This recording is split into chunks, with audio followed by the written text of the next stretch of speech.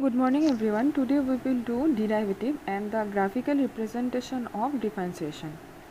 So in class 11 you got the first principle of derivative, which is f dash x is equal to limit h tends to 0 f of x plus h minus fx by h.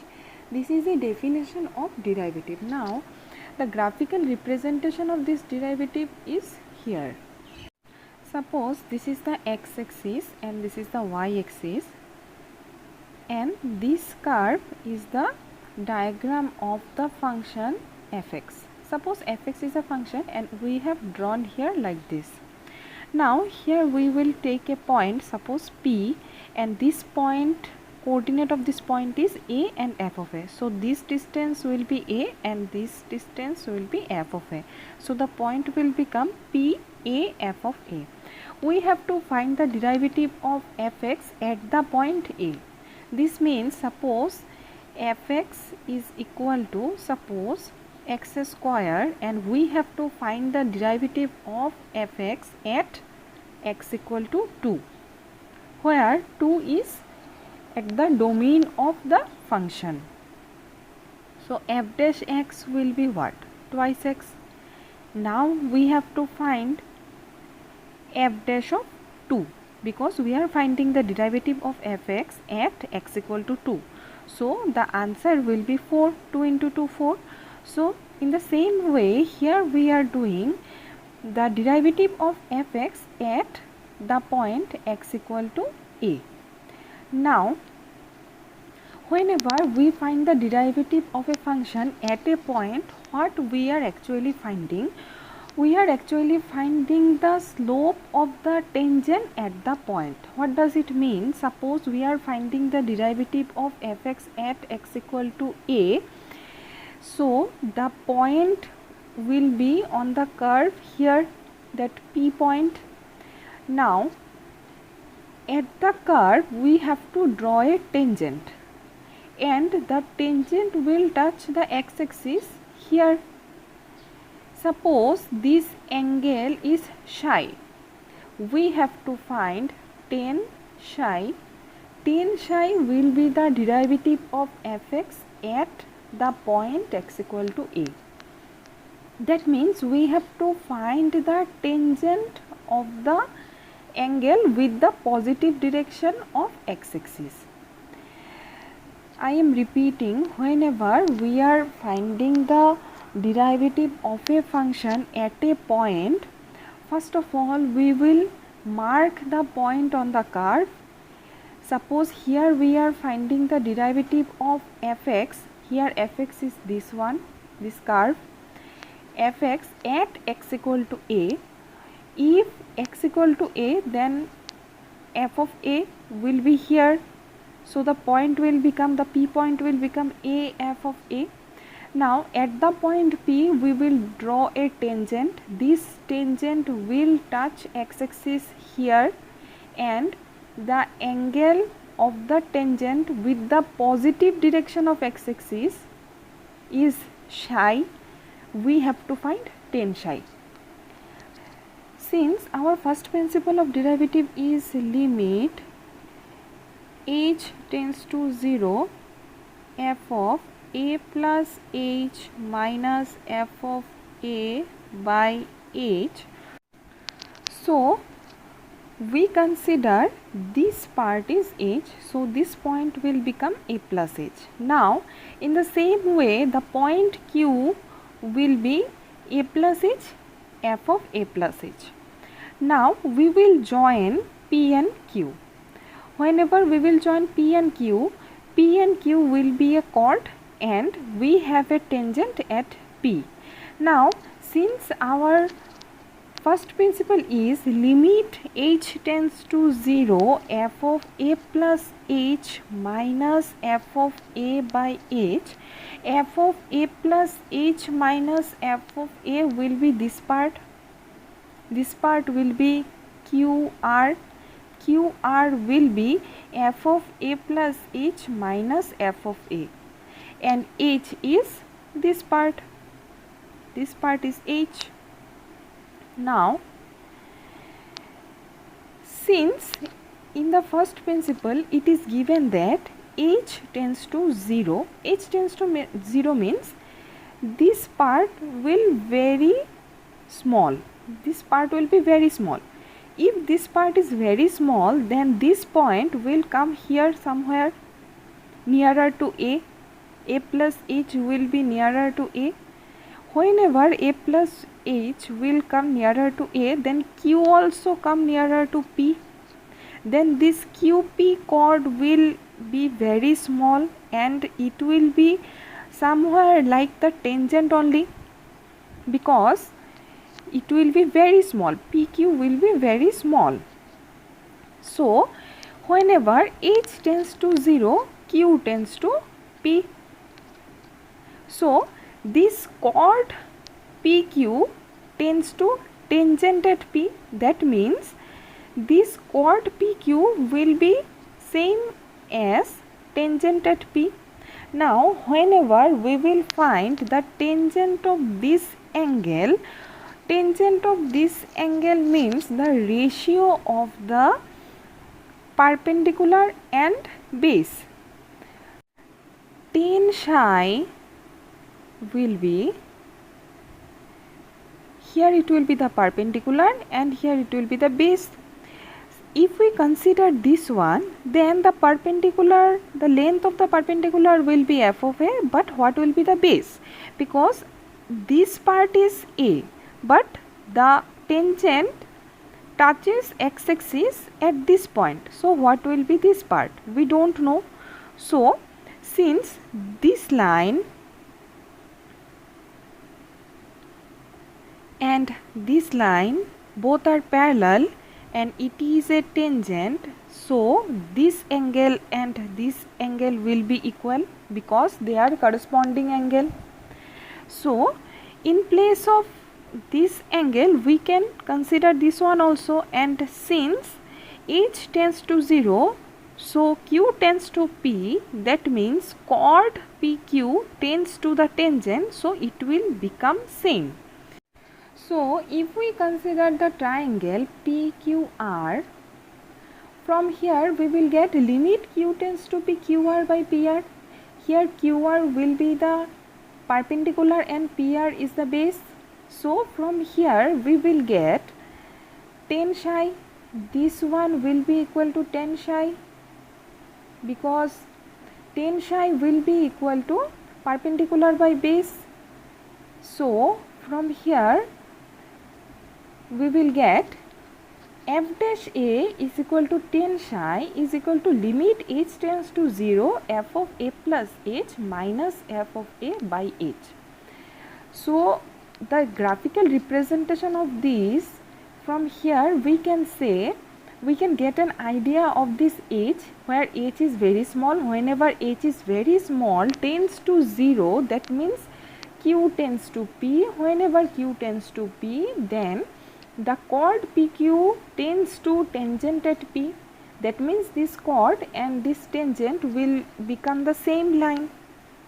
So since this tan psi, we cannot find the ratio taking this psi because we don't know the base. That is why we have taken h tends to 0, where we have another triangle which is PQR, and considering PQR we can get the ratio of tan psi, and this is the definition of derivative, first principle of derivative. So here it is given, suppose f is a real function and c is a point in its domain, the derivative of f at c is defined by, remember this one, defined by limit h tends to 0 f of c plus h minus f of c by h. So in the diagram we have taken a in place of c, here they have written c. Now to check the differentiability of a function at a point c, where c is the point in its domain, we have to check that limit h tends to 0 negative f of c plus h minus f of c by h, and limit h tends to 0 positive f of c plus h minus f of c by h are finite and equal. If these two things are finite and equal, then the function f will be differentiable at the point C. Now, one more thing. A function is said to be differentiable in an interval, closed interval AB, if it is differentiable at every point of AB. Now, theorem 3 is given. If a function f is differentiable at a point C, then it is also continuous at that point. So, if a function is differentiable at a particular point, then it is necessarily continuous at that point. So, every differentiable function is continuous, but it will not mean that every continuous function is differentiable. It will only mean every differentiable function is continuous. Question number 9 of exercise 5.2. Here the question given is prove that the function f given by fx is equal to modulus x minus 1, x belongs to R, is not differentiable at x equal to 1. So here we have to show f is not differentiable at x equal to 1. So here we have to do limit h tends to 0 negative f of c plus h minus f of c by h, and limit h tends to 0 positive f of c plus h minus f of c by h, where c is equal to 1. If we take limit h tends to 0 negative f of c plus h, and in place of c we will write 1 minus f of c, so it will be f of 1 by h. Now since h tends to 0 negative, that means if here we have 0, 0 negative means somewhere here nearer to 0, but it will be some negative real number. So 1 plus some negative real number if we take, then the whole answer will be less than 1. 1 plus some negative real number, which is the negative real number will be h, then 1 plus h will be less than 1.